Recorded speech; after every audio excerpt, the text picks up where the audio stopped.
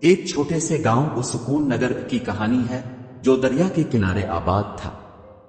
گاؤں کے لوگ سادہ زندگی بسر کرتے تھے، زیادہ تر مچھلیوں پر مشتمل یہ گاؤں اپنی خاموشی اور خوبصورتی کے لیے مشہور تھا۔ اسی گاؤں میں ایک نوجوان سیف رہتا تھا۔ سیف ایک محنتی اور باحوصلہ نوجوان تھا جو اپنی چھوٹی کشتی پر روز دریا میں جاتا اور مچھلیاں پکڑ کر اپنی روزی کماتا۔ سیف کے والدین کا انتقال بچپن میں ہو گیا تھا اور وہ اپنی چھوٹی بہن زینب کی ذمہ داری الفاٹے ہوئے تھا۔ دنیا کے سامنے سیف ایک مچھی رہتا، لیکن اس کے دل میں ایک بڑا خواب تھا۔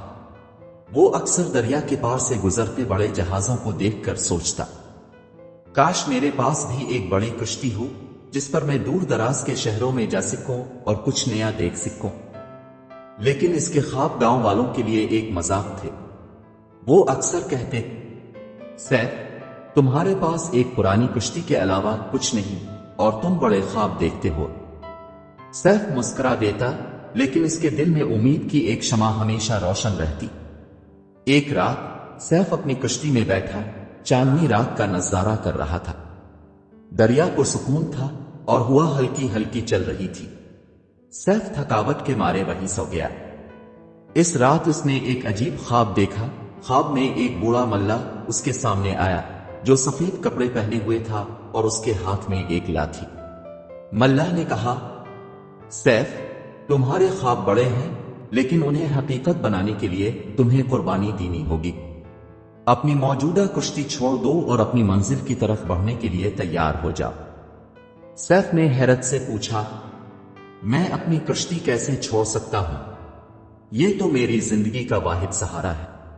ملہ نے مسکرا کر کہا، زندگی میں کبھی کبھی چھوٹی چیزوں کو چھوڑنا پڑتا ہے تاکہ بڑی کامیابیاں حاصل ہو سکے۔ یہ کہہ کر ملہ غائب ہو گیا اور سیف کی آنکھ کھل گئی۔ وہ سوچ میں پڑ گیا، کیا یہ خواب کوئی اشارہ تھا یا محض میرے خیالات کا عکس؟ چند دن بعد گاؤں میں ایک شدید طوفان آیا۔ دریا میں بڑی لہریں الفاٹنے لگیں اور ہوائیں خطرناک حد تک تیز ہو گئے۔ سیف اپنی کشتی کو بچانے کی کوشش کر رہا تھا، لیکن طوفان اتنا شدید تھا کہ اس کی کشتی ٹوٹ گئی۔ سیف بمشکل اپنی جان بچا سکا، لیکن اس کی کشتی کے ٹکڑے دریا میں بہہ گئے۔ شاید یہ میری نئی شروعات کا وقت ہے، اس نے خود سے کہا۔ سیف نے فیصلہ کیا کہ وہ ہار نہیں مانے گا۔ اس نے گاؤں کے لوگوں سے مدد مانگی اور ایک بڑی اور مضبوط کشتی بنانے کا ارادہ کیا۔ شروع میں گاؤں والوں نے اس کا مذاق اڑایا، سیف، تم ایک کشتی بھی نہیں بچا سکے اور اب بڑی کشتی بنانے کی بات کرتے ہو۔ لیکن چند لوگ اس کے حوصلے سے متاثر ہوئے اور اس کا ساتھ دینے کے لیے تیار ہو گئے۔ گاؤں کے بڑے لوہار اور دوسرے کاریگر اس کے ساتھ مل گئے۔ مہینوں کی محنت کے بعد ایک شاندار اور مضبوط کشتی تیار ہو گئی۔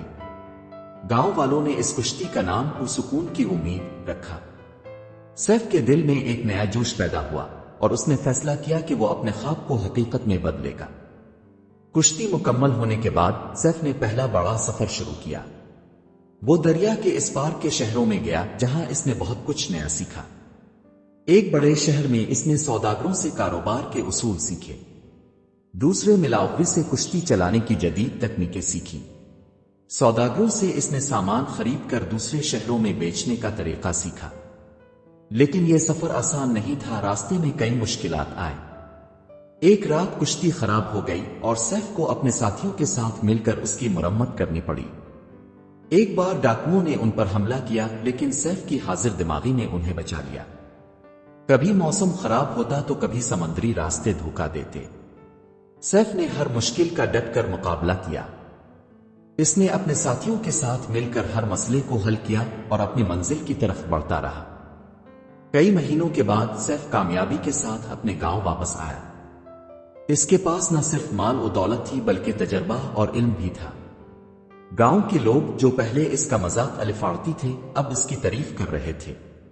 سیف نے گاؤں کے لیے ایک ملہ مرکز قائم کیا جہاں وہ لوگوں کو کشتی چلانے، تجارت کرنے اور زندگی میں بڑے خواب دیکھنے کی اہمیت سکھاتا تھا۔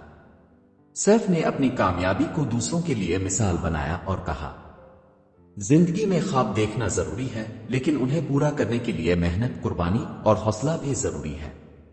سیف کی کہانی گاؤں میں ایک تحریک بن گئی۔ اس نے ثابت کیا کہ اگر انسان کے دل میں عزم ہو تو کوئی چیز ناممکن نہیں۔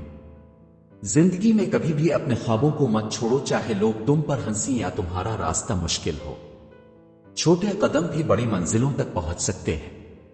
یہ کہانی ہمیں سکھاتی ہے کہ مشکلات اور ناکامیاں زندگی کا حصہ ہیں، لیکن اگر ہم